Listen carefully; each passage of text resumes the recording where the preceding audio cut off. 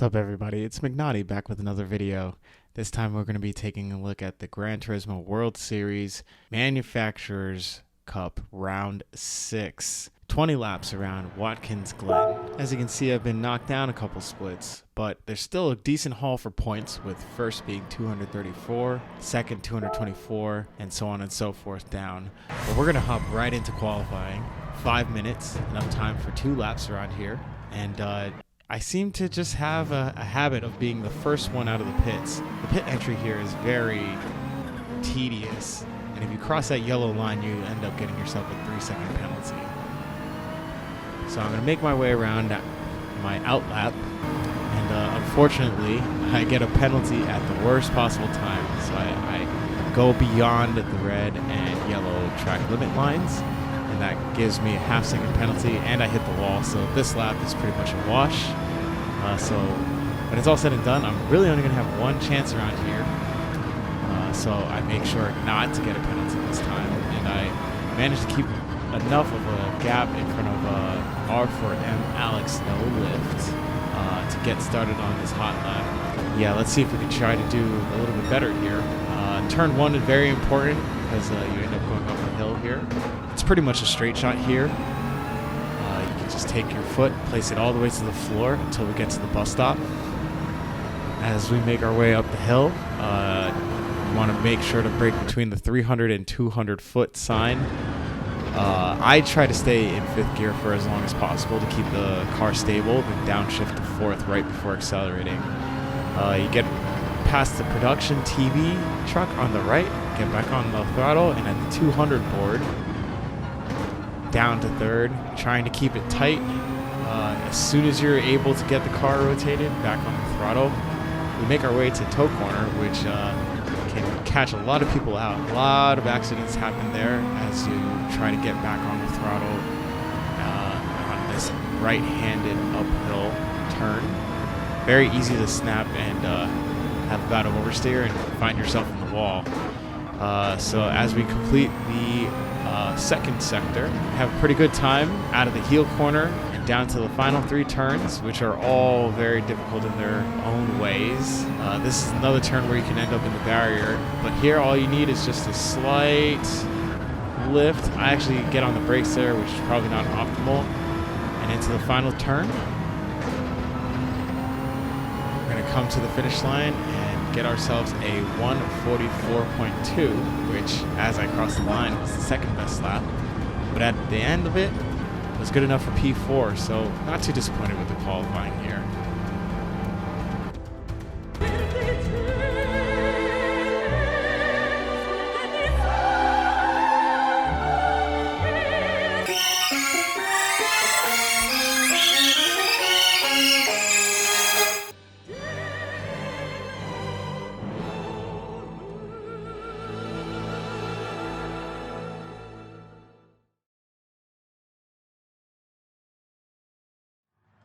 Alright, so we're in the red and green RJ Sugar Shuffles designed livery for McNaughty Gaming. Hood Mario on deck. Big shout out to Sugar Shuffles. I'll link his channel in the description. Be sure to give him a like and a sub if you can spare a moment. So I'm on the reverse strategy. Hards and softs are required. Hard tires can pretty much do the whole distance, so it's really just about figuring out how long your car can last on the soft tires as we get started here. So yeah, plenty of people are going to start on the softs. Generally, the closer you are to the front, the higher likelihood that you start on the softs, as I almost go into the back of Panama Power. It's good to see 2 Panamanian racers here. I like to see a lot of different countries participating in these types of events, or just in the game in general. So we're going to make our way to the bus stop for the first time. Another area where it's very difficult to overtake, and you definitely don't want to go too wide into this long right-hander. As we pass the I Love New York sign, try to get on the throttle as soon as possible, and because of that we were able to close the gap just a bit to Panama Power here. But it's a long race, so I'm not going to try and dive bomb quite yet. But if he makes a mistake, I'll be ready to pounce. As you can see, Alex No Lift is behind us, and it's pretty obvious that he's on the soft tire. So as we come into this turn, I'm not going to put up a fight, but I'm also not necessarily obliging his request to just get out of the way, because it's not ruining my pace. As we make it past the end of the shoe section, he's going to make a run into the last corner of the track, and here's where I back off. It's not worth fighting Alex there. I'm just trying to run my race at this point, and being on the hard tire, it's very likely that once pit stops are done, we can catch him back up. Now, skipping ahead here to lap 4 out of 20, we have Brilliant, Aura, and another Ferrari, I believe, trying to make a run. And you're going to see this is quite the move he pulls off here. I'm kind of just sitting in the middle of the track, and he switches from the outside to the inside and became the last of the late breakers. And again, I'm not really trying to fight that. So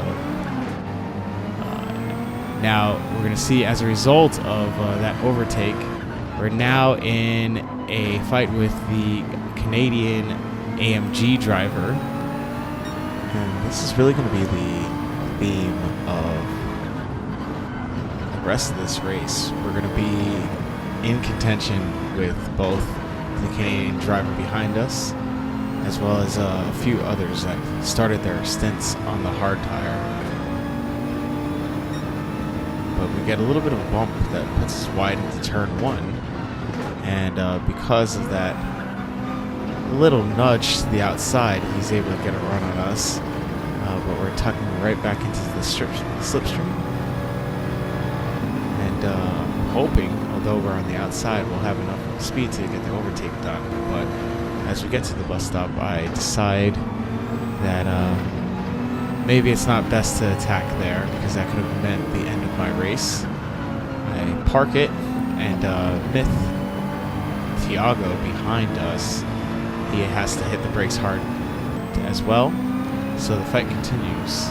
Now, on to lap 9 of 20. We have our first pit stops happening. The leader goes into the pits, and he was on the soft tire, as predicted.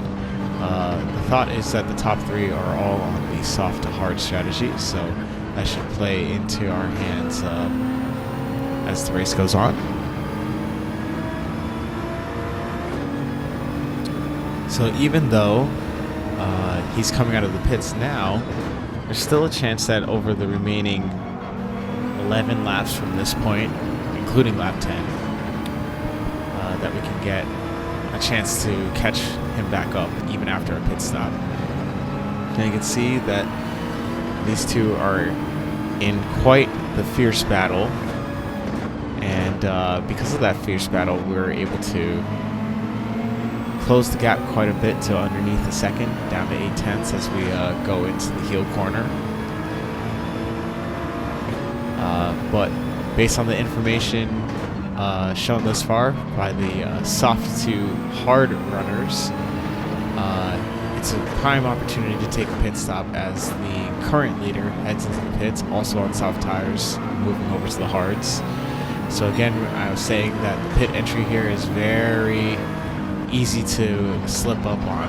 So we just make sure that we take the turn well, although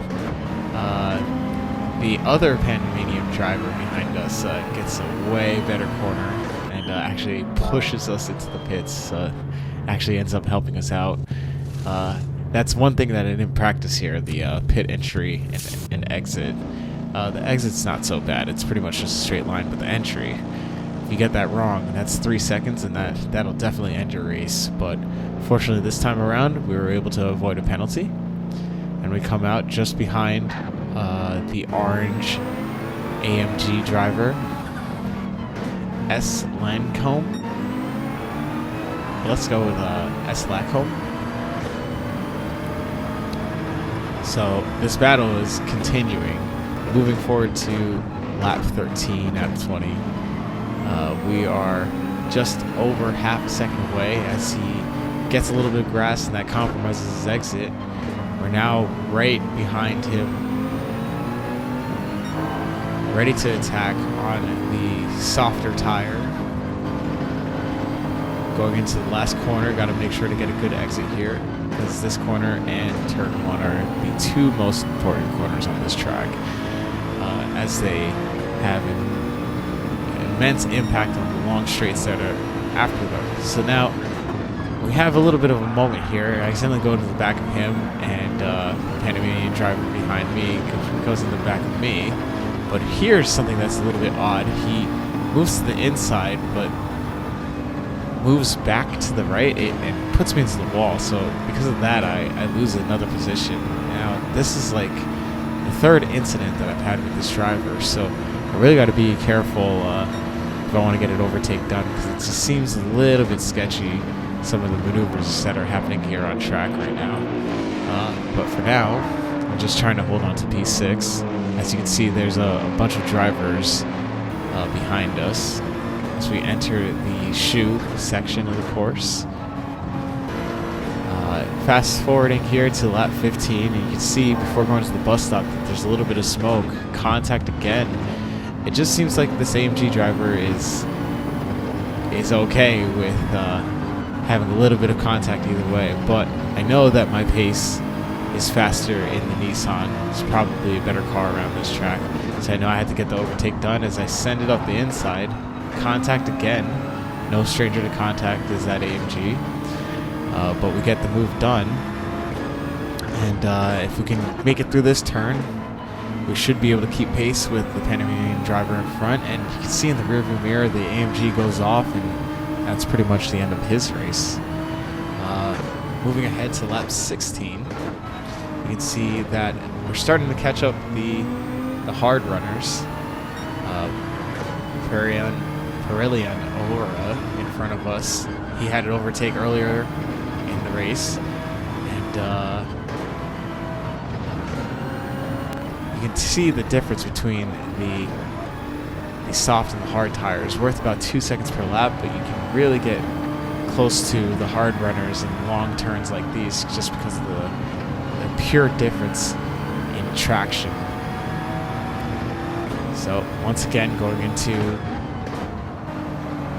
the shoe section of the circuit, and specifically the toe corner now, he just backs out. He sees that that McLaren on the hard tires, even though it's a pretty stable car, you just don't have the grip. As we go into that same corner on lap 18, you can see the Panamanian driver in front there getting his GTR past P3 to take the second spot on the podium. So now my next target is the person he just overtook, 2.3 seconds behind. But again, the difference between hard and soft tires is about 2 seconds per lap. And you're going to see here as we come out of the bus stop just how quickly we're able to close the gap. From over a second, and just in 2 to 3 corners, we're able to get that gap down. Now, the Toyota Supra has always been a strong Group 3 car for manufacturers, but you're just not going to be able to make up that tire compound difference, as he has a little bit of oversteer. Definitely has a lot more straight line speed than me, but again, I got to get this overtake done with less than 2 laps to go. Just about 1 lap to go. I just send it up the inside. Get the overtake done, and if I can just survive this next corner, I know that the soft tire is going to prove too difficult for him to overcome. And that's exactly what happens. By the end of the race, I wasn't able to close the gap down to P2, but it looks like the Panamanian driver was able to get that overtake done, but we're going to bring it home with a podium. So, great race, good qualifying, better result. If you liked what you saw in this video, hit the like button, subscribe. I'm McNaughty. I'll see you next time. Peace out.